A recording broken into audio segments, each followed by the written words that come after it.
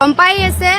আপোনালোকে আগৰ ভিডিঅ'টো দেখা পাইছি টেম্পু ৰখাই দিয়া ধুনীয়াকে আমাৰ বস্তু পেলাই দিয়া তো আজি কি হ'ল আজি আহাৰ লগে লগে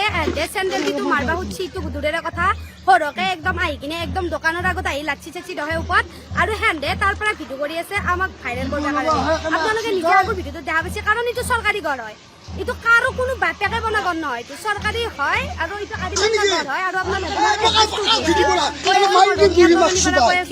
আৰু এই মই আইনমত ওপৰত মই এখন দোকান দি আছো সৰু সুৰা দোকান দিনটো ৰাতিটো কষ্ট কৰি কিনে 4টামান কেক লৈ আহো সেই কেকৰ ওপৰতে আমাৰ গাঁওখনৰ মানুহখিনিৰ বহুত চকু আৰু বহুত লাগামানি কৰিছি বেলেগ বাকী দিয়াত বেলেগ মানুহখিনি ইমান কৈ লাভ নাই কাৰণ সিহঁতে একো বুজি নাপায় কিন্তু এই ঘৰ হৈছে আমাৰ গাঁৱৰে মানুহ আৰু ইয়াতে মই জন্মগতা ছোৱালী হয় ইয়াতে মই জন্ম ল'ৰা ছোৱালী হয় হৰ পিছতে সিহঁতে মোক লাগামিনি কৰি আছে মোক লাচ্ছি ধৰিছে বহুত কিবা কিবি কৰি আছে আপোনালোকে যি ব্যৱস্থা লৈ লওক ইটো চৰকাৰী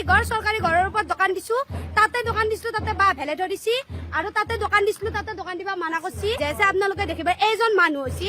এইজন মানুহ এনকে লাগামিনি কৰিছি তাৰ জীয়েকৰ বয়সৰ মই হ'ম আৰু ই মোক ইমান বেয়া একদম কৈছি আপোনালোকে যি ব্যৱস্থা ল'বা আছে লাগে তাড়াতাড়ি লওক মই আপোনালোকক হাত জোৰ কৰিছো কাৰণ ইটো চৰকাৰী ঘৰ হয় ডিষ্টাৰ্ব হৈছে ইমান যাতা ব্যৱহাৰ কৰিছি লাগাতকে বেছি আৰু শুনবা নৰি বুজি পাইছি না আমিও ছোৱালী হয় পঢ়া শুনা ছোৱালী হয় আমি দেহা বিক্ৰী কৰি এটা দোকান দিবা অহা নাই দিন ৰাত কষ্ট কৰি কিনে 4টা কেক বনাই কিনে এটা দোকান দিবা আহিছো বুজি পাইছি না আমি অলং দলং ঘূৰি কিনে আমি এটা দোকান দিবা অহা নাই দিন ৰাত কষ্ট কৰিছো এখানি কাৰণে বুজি পাইছি না কাৰণ নিজৰ অলপমান যাতে খৰচ লয় সেইকাৰণে আমি বেলেগ কাৰণত এটা অহা নাই আমাৰ না ঘৰ চলাব কাৰণে আমি আহিছো আমাৰ যাতে নিজৰ পঢ়া খৰচটো আমি নিজে ওলাব পাৰো সেইকাৰণে আমি আহিছো আৰু বাকী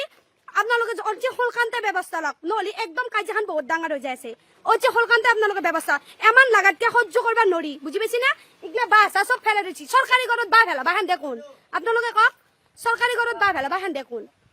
আপোনালোকে অতি শীঘ্ৰে ব্যৱস্থা লওক